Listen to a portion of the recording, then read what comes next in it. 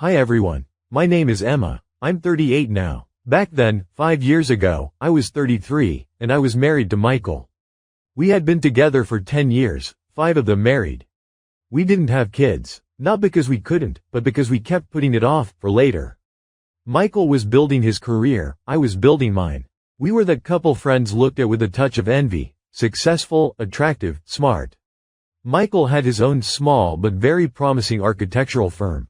I was a senior associate at a large corporation, specializing in corporate disputes and mergers. We had a gorgeous apartment with a view of downtown, traveled twice a year, and went to trendy restaurants every weekend. I thought I was happy. Absolutely, unconditionally happy. Turns out, I was just blind. And stupid. And trusting. Our 10th anniversary and 5th wedding anniversary was preceded by several months of strange behavior from Michael. At first, they were small things that I, as a busy person, chalked up to stress. He started staying late at work more often. Where he used to call and warn me, now messages came after the fact. Sorry, client kept me, will be late. He blamed it on a big project. The construction of a luxury residential complex called Sterling Park, outside the city. The client, some Richard Sterling, was very demanding, he said. I believed him. I even sympathized. Then he started guarding his phone. He used to leave it on the table and go shower, but now he took it with him even to the bathroom. Notification sounds were turned off, the screen faced down. I started noticing the scent of new perfume, light, floral, with notes of jasmine and vanilla. Nothing like the scents I'd chosen for him for years. He preferred woody, musky fragrances. When I asked about the smell, he said it was new cologne a guy at the gym recommended, that it was more modern. I didn't think much of it. Gym, new friends, new hobbies, why not? The last straw before that day was a change in his schedule. He, who always hated sports, suddenly started going for early morning jogs on Saturdays. He'd come back energetic, fresh, but somehow distant.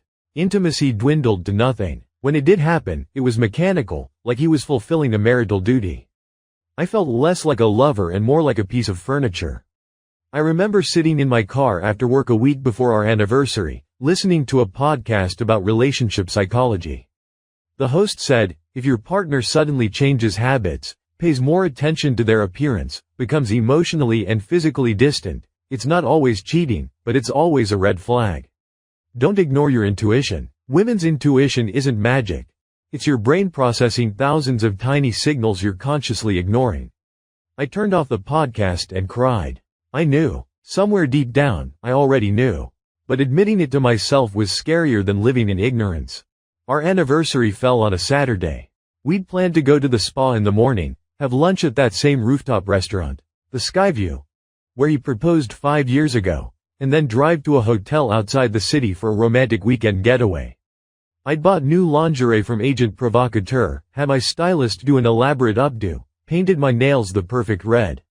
That morning, I woke up before him, made breakfast in bed. Croissants, fresh orange juice, strawberries, champagne in an ice bucket. I felt like a movie heroine. Michael came out of the shower, damp hair pushed back, smelling of his old, good shower gel. He pecked me on the cheek, glanced briefly at the tray, and said, looks amazing, honey. But I need to make a quick stop at the site. Just a couple of hours. That idiot client came up with something about the facades again. Need to finalize the approval. I'll be back by lunch, and we'll make up for lost time. Don't start without me. He smiled that charming Hollywood smile that used to make my knees weak, quickly gulped down a croissant, drank the juice, and started getting dressed. But Michael, it's our anniversary today. I began, trying to keep the smile on my face.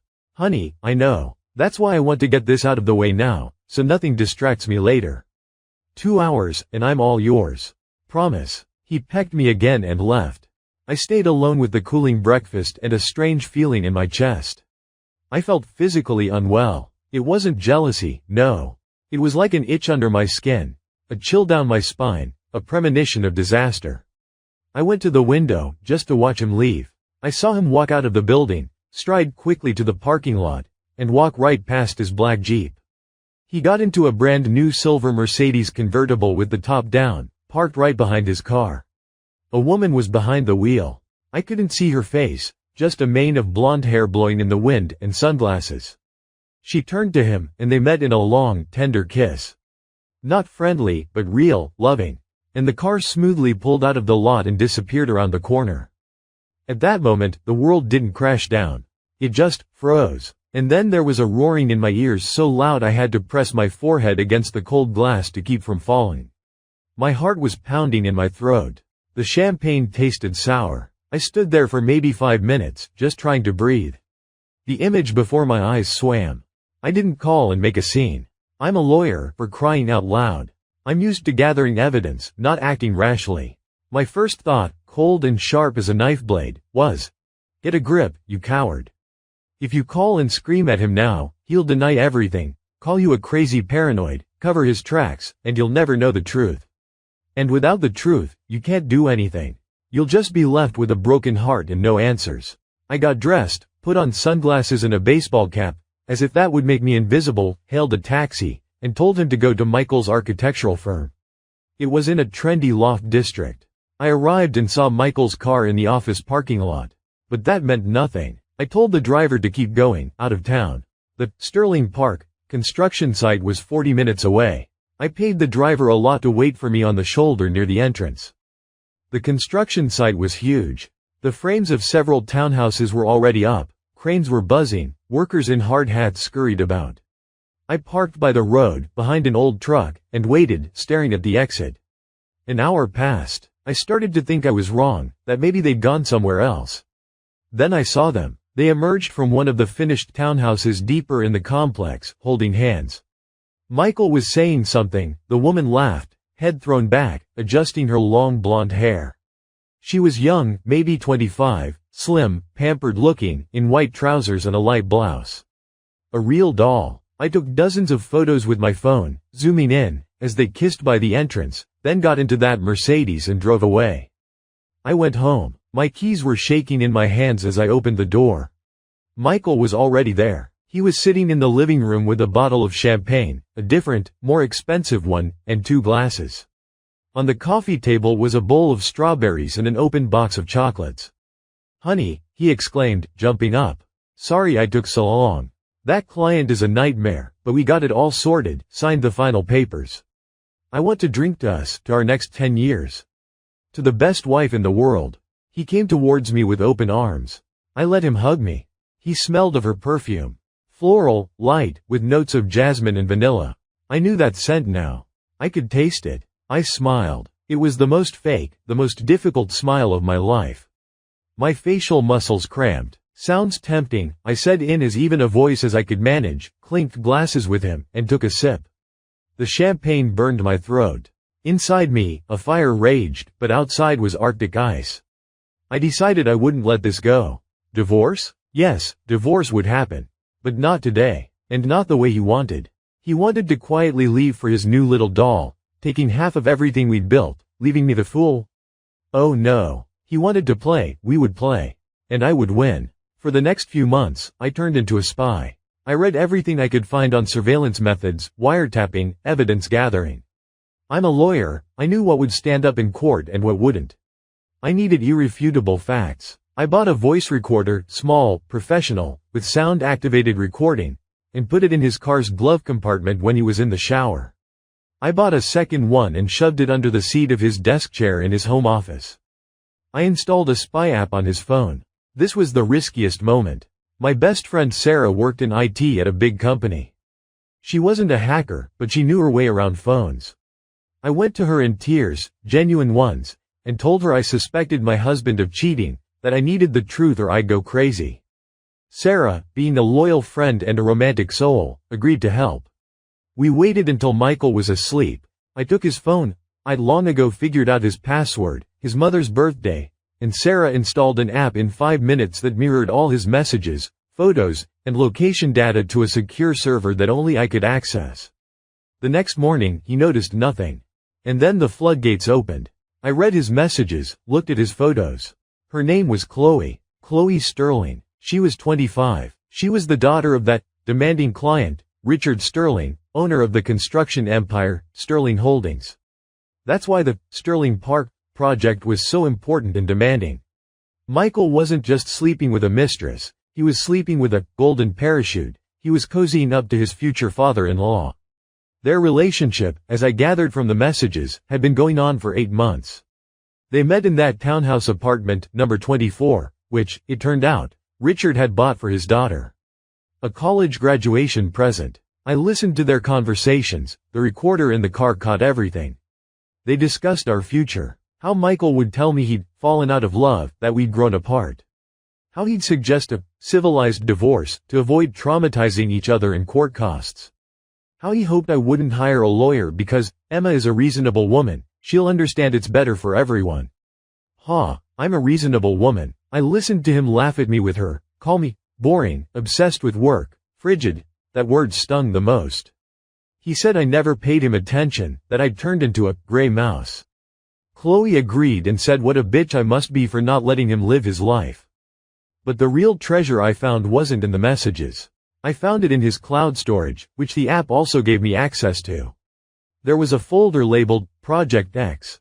Inside were financial documents. Michael, being a creative type and architect, wasn't strong on accounting, but he was smart enough to keep records. There were scanned checks, bank statements. He was taking huge sums from the firm's joint budget, and investing them in Chloe's father's company. These weren't just investments. He was moving money through shell companies, inflating estimates for the Sterling Park project, and sending the difference to Sterling Sr.'s offshore accounts. Effectively, he was laundering money through the construction site to help Sterling evade taxes, and in return, guarantee himself a place in the sun and possibly a share of the business after marrying the daughter. This was no longer just adultery. This was grand larceny, money laundering, and tax evasion. This carried real prison time. And then a plan formed in my mind. A revenge plan that would take not months, but years. A plan that required incredible patience, acting skills, and the complete suppression of my own emotions. I became the perfect wife. I stopped asking questions about work. I started cooking his favorite meals, lasagna, rare steak, apple pie. I bought lots of sexy lingerie and seduced him, even when he came home tired and smelling of her. I told him how much I loved him and how happy I was we were together. I laughed at his jokes, I listened to his work stories, now knowing they were lies, with genuine interest. Michael relaxed completely. He thought I was so stupid and blind that I noticed nothing. Oh, he even became more condescending towards me, allowed himself rude remarks in conversation, dismissive comments about my work, because I wouldn't see or understand anything anyway. Once he told friends, Emma's simple, as long as dinner's ready and the TV's working, she's happy. Friends laughed awkwardly. I smiled and refilled his wine. Inside me, lava boiled. He didn't know that every move he made was recorded, copied, and archived. I built a whole digital fortress with multiple backup levels. A home server disguised as a box of books. Encrypted flash drives in a safe deposit box. Copies with Sarah, whom I finally told everything, and she became my accomplice. At this stage, I knew I needed professional help. I hired a private investigator, but not to follow Michael. I knew everything already. I hired him to dig into Sterling's company. He was an older man named Frank, a former FBI agent, with a reputation for keeping secrets and digging deep. I paid him a lot of money, $50,000 from my personal savings, to find dirt on old man Richard. Frank was a pro. He worked for 6 months. And he found dirt. Sterling had plenty of skeletons, bribes to city officials, safety violations on construction sites. 3 workers had died on his sites in the last 5 years. Each case hushed up with payoffs to families, money funneled to offshore accounts in the Cayman Islands, bribing union leaders. It was a gold mine. A year passed. I hoarded information like a squirrel with nuts. My friend Sarah sometimes looked at me with horror and pity. Emma, honey, look at yourself, she'd say when we met for lunch secretly. You've lost 10 pounds, you have dark circles. You're turning into a shadow. Is it worth it? Just forget that jerk. File for divorce, take half, and live your life. You deserve happiness. Soon, Sarah. Soon, I'd reply, mechanically stirring a salad I couldn't swallow. If I file now, he gets off easy. Sure, I get money. But he gets her money, her dad, and he'll live happily ever after, thinking he's the winner and I'm just a hysterical ex-wife. No, I want him to lose everything. Everything he did this for. You're playing a dangerous game, Sarah shook her head. Don't break yourself. I didn't break. I turned my pain into fuel. Every time I heard his lies, every time I smelled her perfume, I mentally added to my arsenal. On the anniversary of our engagement, the second year of my operation, Michael gave me a bracelet. Cheap silver with some sparkly bits, bought, as I later found from a receipt in his glove compartment, at a supermarket jewelry counter for $40. That same day, at that same time, I read in his messages how he'd transferred $50,000 to Chloe's account for a new car, in addition to the Mercedes her dad already gave her. I put on the bracelet, kissed him, and said, "Honey, it's beautiful. You spoil me so much." By the second year of their affair, they became less cautious. Michael was staying home 2 nights a week, spending the rest working on site or traveling for business. I pretended to believe. Meanwhile, through proxies, Frank and his contacts, I started buying up small debts of Sterling's company. He had issues with subcontractors, small firms he underpaid for work done, plumbers, electricians, finishers. They couldn't sue a giant, so they'd shrug and sell the debts to collection agencies for pennies.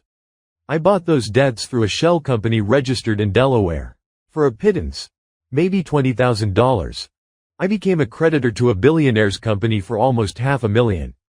In the third year, Michael came to me with a serious face. I was making dinner, watching the stove and observing him from the corner of my eye and the reflection of the oven glass. "Emma, we need to talk," he said, sitting at the kitchen table. My heart beat faster. Here it comes, I thought. Now he'll say he's leaving. I turned off the stove, wiped my hands, and sat opposite him, putting on a worried, attentive expression. "I feel like we've grown apart," he began his rehearsed speech. "I think we need a break. The air feels a bit stale between us. I thought maybe we should live apart for a while. I've been offered a project in another state for 6 months, in Oregon. It's a great opportunity for my career. I want you to support me." He didn't want a divorce.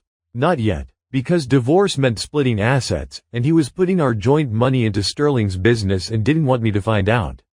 He just wanted to leave nicely, legally, leaving me in limbo, a waiting wife. "Of course, honey," I said, swallowing tears. By then, I'd learned to produce them on command. "If it's better for your work, I'll wait. Just come back soon." I even sniffled a little. He sighed with relief and hugged me. I smelled her perfume on his shirt. He hadn't even changed before this talk. He left. To Chloe. Rent an apartment in Portland? No. He just moved into townhouse number 24. And I stayed in our, mine? Now mine, apartment and continued preparing. But now I had time. I no longer had to play the perfect wife 24/7.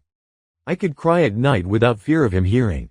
I could meet with Frank and the lawyer without looking over my shoulder. In the 4th year, I executed the riskiest part of the operation. I quit my job. I told everyone, Michael on his rare calls, friends, family, that I wanted to rest, travel, that I was burned out from work. Actually, I took a low-level job as an assistant at a tiny architectural firm called Horizon Design.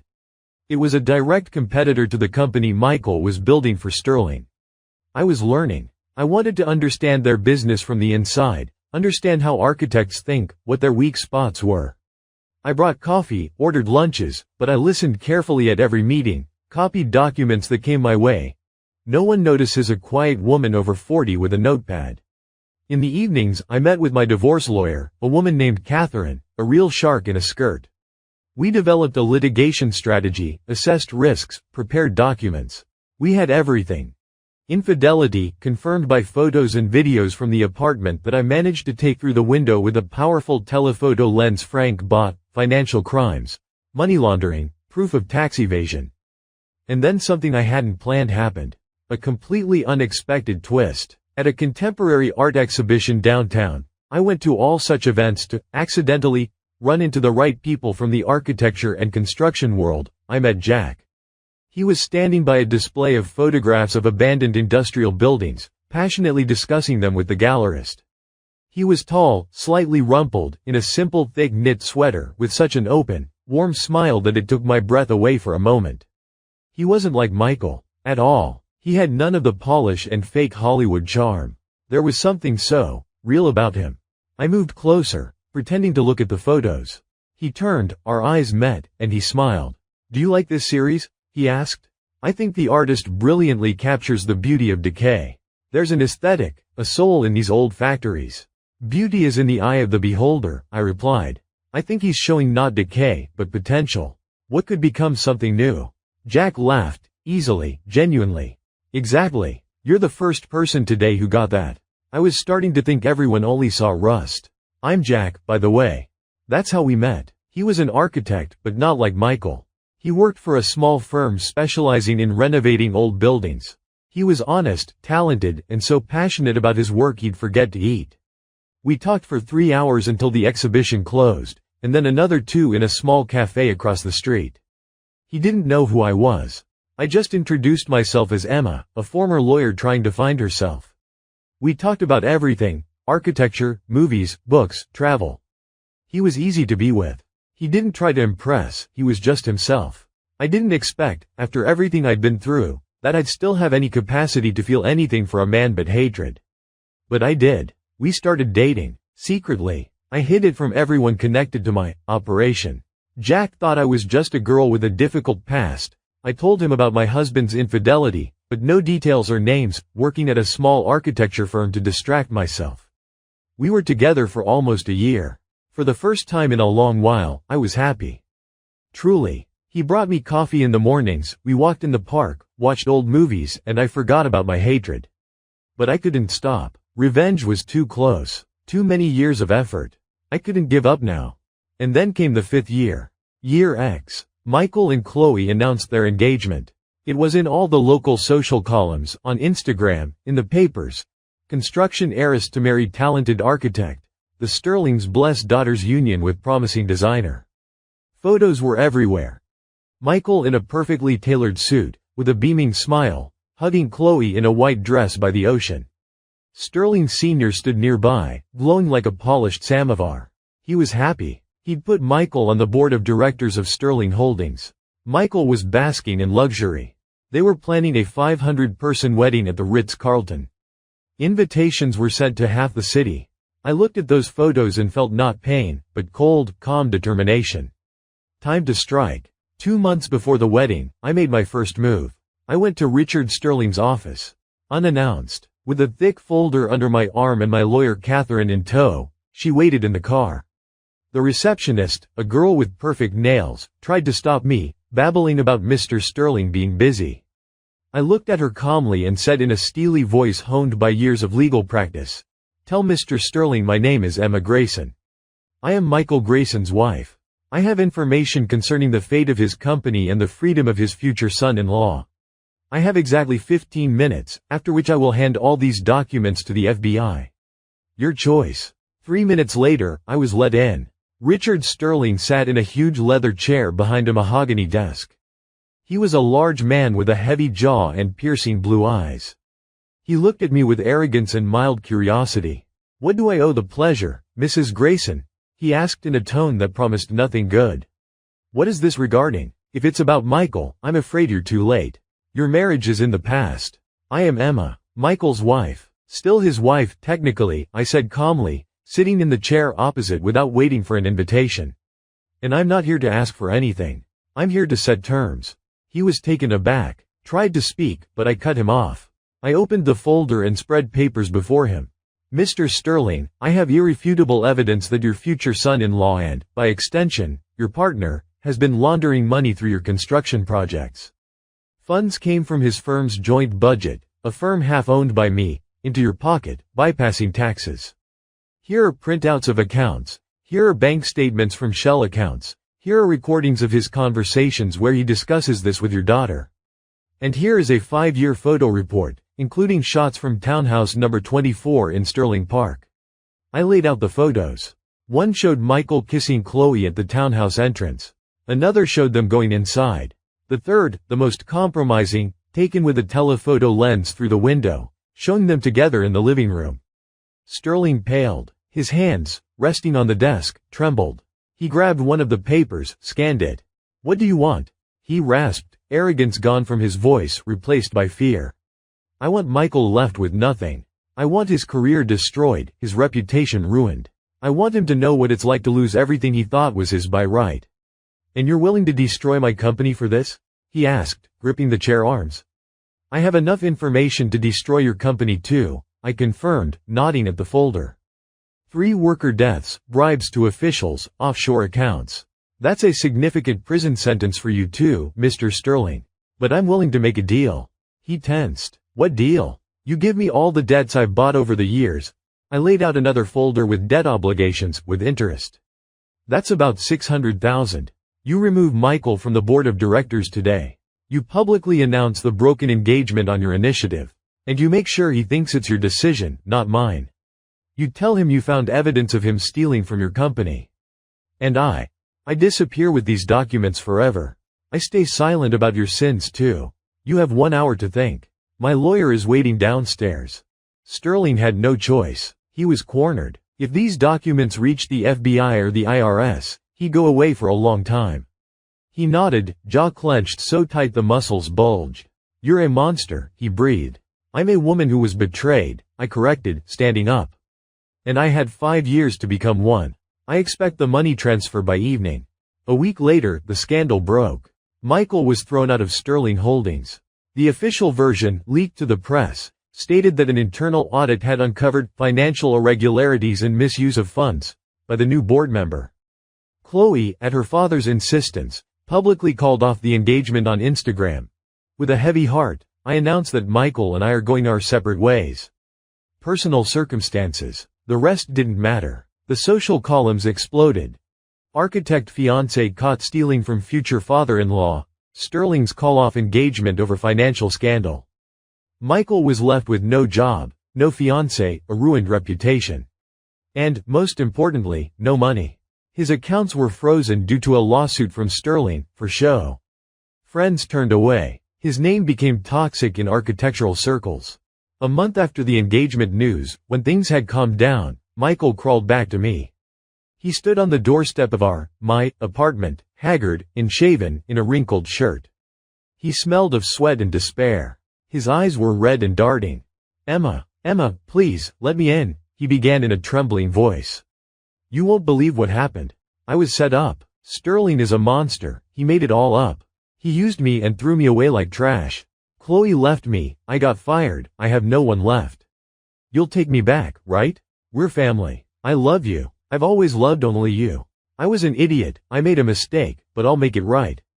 Please. I looked at him and didn't see the confident, handsome man who'd lied to my face for 5 years.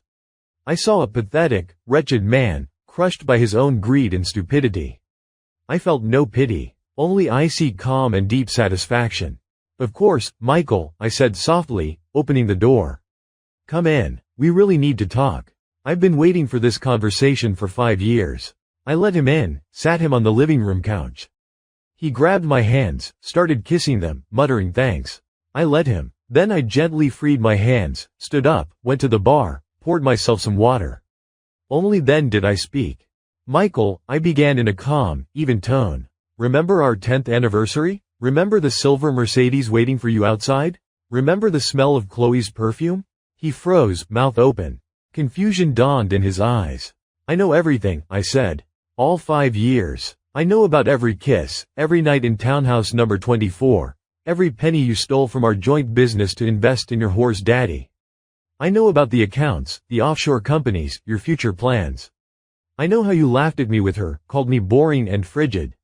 His face elongated, paled, then flushed red. And you know what? I smiled my sweetest smile. I'm the one who destroyed your perfect life. I gave your file to Sterling. I made him throw you out. I'm the reason Chloe left you. He jumped off the couch, staggering like a drunk. You crazy bitch, he screamed, spittle flying.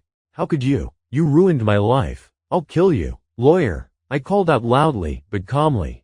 From the bedroom emerged 2 people. My lawyer Catherine with a folder, and Frank, the pie, who had been quietly sitting there the whole time in case Michael got physical.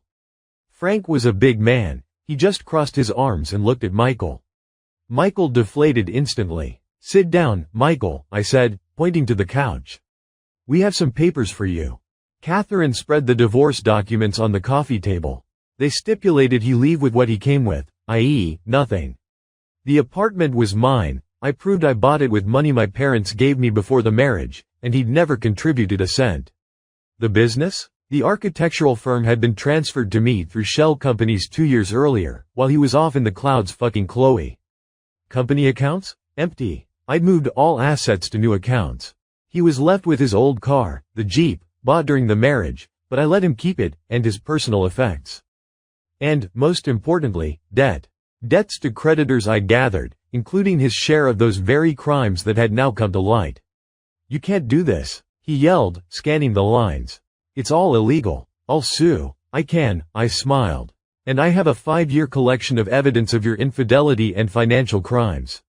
If you don't sign these papers now, right here," I handed all over to the state police and the FBI. "Tomorrow morning, you'll be arrested for fraud and money laundering. Sentence, 5 to 10 years in federal prison. Your choice. Sign or go to jail." He looked at me with hatred mixed with terror. His hands shook so badly he could barely hold the pen. He signed, gripping the pen so hard it cracked and broke, leaving an ink stain on the paper. "Go to hell, Emma," he whispered, standing up. "I already left," I replied. "Frank, show Mr. Grayson out." When the door closed behind him, I collapsed on the couch and sobbed. For the first time in 5 years. Tears of relief, exhaustion, liberation. I'd done it. Catherine and Frank quietly left, leaving me alone. A month after the divorce, I sat in that same cafe where Jack and I had our first real talk. We were discussing moving in together. He knew I was divorced, knew my husband had cheated and that the divorce was tough. But he didn't know the scale. I was afraid to tell him. I thought if he knew how calculating and cold I'd been, he'd be scared and leave. We were drinking coffee, and Jack seemed thoughtful. "Honey," he finally said, looking at me with love and slight embarrassment. "I need to tell you something. It's weird, maybe fate or irony or something." I tensed. My heart skipped. "Remember that exhibition where we met?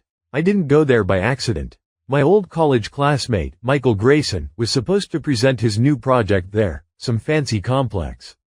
We used to be friends, but drifted apart because he was, well, let's say not the nicest person. But I was curious to see his work, and maybe say hi if he was there. I got there, and he wasn't. But you were, and I forgot all about Michael. Completely. I couldn't breathe. The world started spinning slowly. You were friends with Michael? With my ex-husband Michael Grayson?"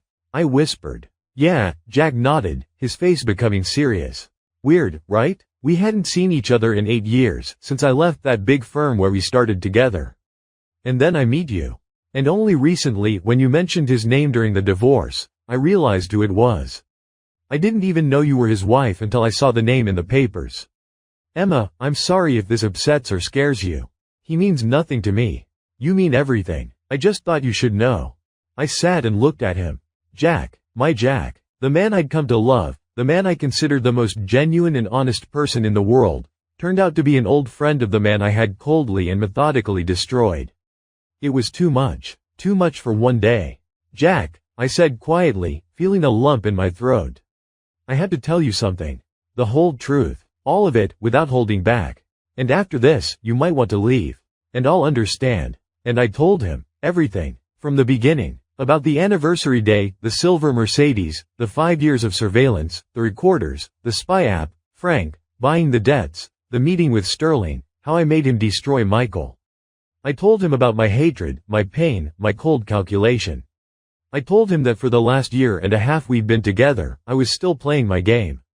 I'd hidden the truth because I was afraid he wouldn't understand. Jack listened in silence, without interrupting. His face first showed shock, then disbelief, then deep thought. When I finished, a deafening silence hung over the cafe. You could hear a spoon clink against a cup at the next table. I stared into my cup, afraid to look up. He was silent for what felt like a full minute.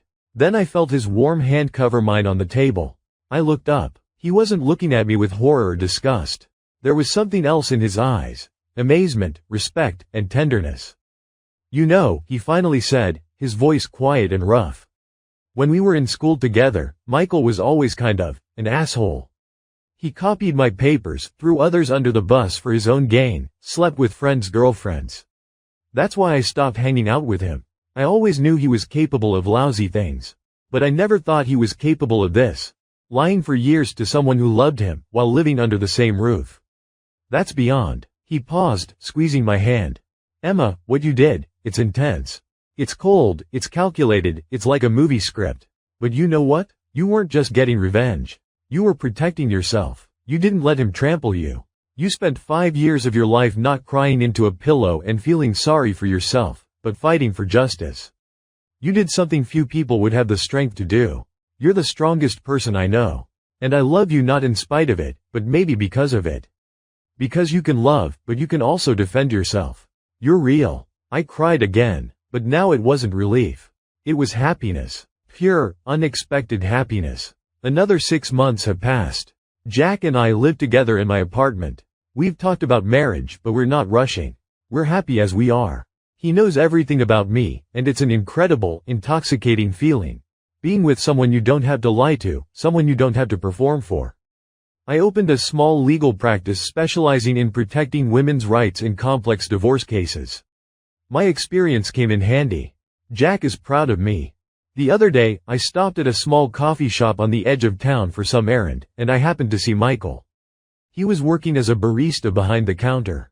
He had a dull look in his eyes, cheap, rumpled clothes, gray in his hair, and a general air of defeat. He didn't notice me, fiddling with the espresso machine. I ordered an Americano, which he poured with trembling, stained hands. He looked up to run the payment and recognized me. The cup fell from his hands and shattered on the tile floor. Coffee splashed on my shoes. He stood there, white as a sheet, mouth opening and closing. Emma, he whispered. Hi, Michael, I said calmly. Good coffee. Good luck. I turned and left, leaving him standing in a puddle of coffee and broken glass. Chloe, I heard from Frank. We still talk sometimes, married some Texas oil tycoon and moved away. Word is, she lives in a huge mansion raising kids.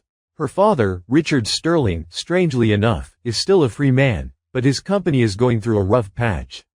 Someone, no idea who, did end up sending some documents to the IRS, and he's having problems. Will his past catch up with him? Possibly. It's none of my business anymore. I'm sitting now on the balcony of my apartment, drinking tea, waiting for Jack to get home from work. The sun is setting over the horizon, painting the sky orange and pink. The wind is in my hair. I feel free. Finally, truly free. Revenge is a dish best served cold. But I served it for 5 years, and it was hot as lava and cold as ice all at once. It almost burned me up from the inside, but it also forged me. Thank you for reading this long story. If you have your own story, don't rush to react impulsively. Sometimes it's worth waiting, and gathering evidence, and maybe even thanking fate for the unexpected twists it prepares at the very end.